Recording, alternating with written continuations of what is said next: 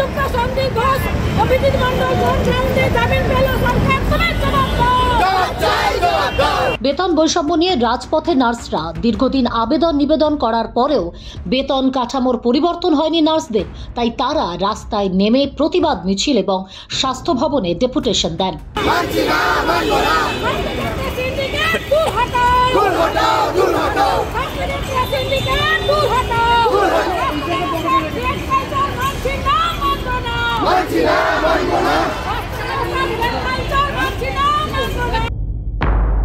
হাসপাতালের নার্সরা প্রতিনিয়ত সেবা দিয়ে থাকেন অসুস্থ রোগীকে, কিন্তু তাদের দাবি অক্লান্ত পরিশ্রম করার পরেও মিলছে না তাদের উপযুক্ত পারিশ্রমিক। স্বাস্থ্য প্রতিমন্ত্রী চন্দ্রিমা ভট্টাচার্যের প্রতিশ্রুতি, কলকাতা হাইকোর্টের নির্দেশ, স্বাস্থ্য সচিবের প্রতিশ্রুতি কোনো কিছুই কাজে আসেনি। তারা যে তিমিরে ছিলেন সেই তিমিরেই আছেন। অ্যাসিস্ট্যান্ট সুপার একটি নন মেডিকেল ক্যাডার পদ হলেও তারাও গ্রেড 2-তে রয়েছেন, কিন্তু তারা আমাদের থেকে অনেক বেশি বেতন পান। তাদের 10 বছরের মধ্যে প্রমোশন হয়ে গিয়ে 17 নম্বর স্কেলে চলে যাচ্ছেন। একজন গ্রেড 2 নার্সিংয়ের প্রমোশন হচ্ছে 30 থেকে 32 বছরে। অনেকে আবার রিটায়ার করে যাচ্ছে, কিন্তু প্রমোশন পাচ্ছে না। এর প্রতিবাদে জমায়েত এবং মিছিল। এদিন তারা অভয়ের বিচারের দাবিতে স্লোগান তোলেন।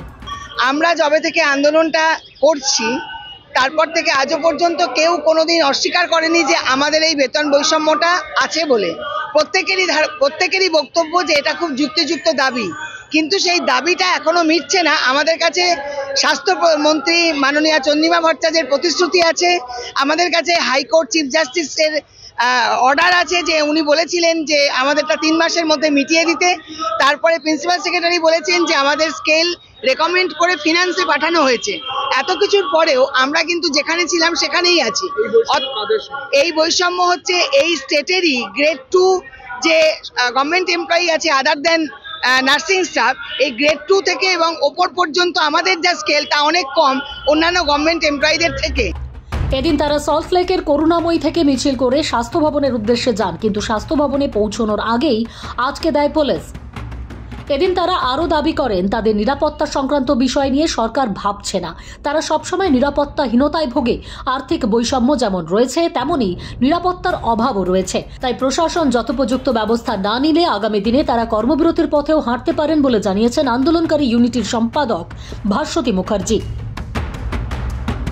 এর সঙ্গে আমাদের অবশ্যই আছে কর্মক্ষেত্রে নিরাপত্তা নিয়ে আপনারা জানেন সুপ্রিম কোর্ট নির্দিষ্টভাবে বলেছে হাসপাতালের প্রত্যেকের নিরাপত্তার ব্যবস্থা করতে, কিন্তু খুব দুর্ভাগ্যজনক অনেক জায়গাতেই নার্সদের যে জায়গা আছে সেইগুলো নিয়ে ডাক্তারকে দেওয়া হচ্ছে, নার্সদের জন্য কিছু হচ্ছে না, আজও অবধি হয়নি। যে আরজিকর অকুস্থল, আরজিকর থেকে নিরাপত্তার প্রশ্নটা উঠেছে, সেই আরজিকরে ইন্টারকাম টেলিফোন আজও নেই। মানে একটা বিপদে পড়লে যে অন্য ডিপার্টমেন্টে একটা খবর দিয়ে দেবে সেই অবস্থা আজও নেই, যার যার নিজের মোবাইল ব্যবহার করতে হবে।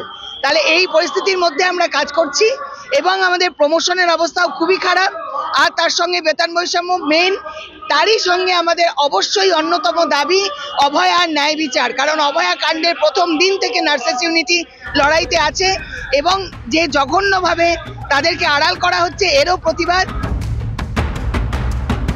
ব্যুরো রিপোর্ট, বাংলা এখন।